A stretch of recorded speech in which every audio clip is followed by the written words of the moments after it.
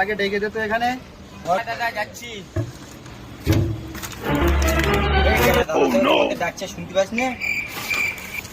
কালা বললি কেন? কালা বললি কেন?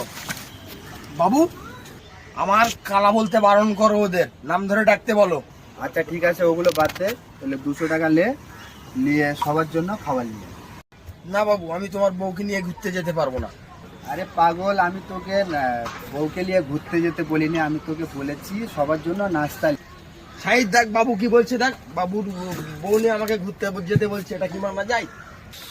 আরে পাগল, তোকে ঘুরতে নিতে বলে না, তোকে খাবার আনতে বলছে। রেডি।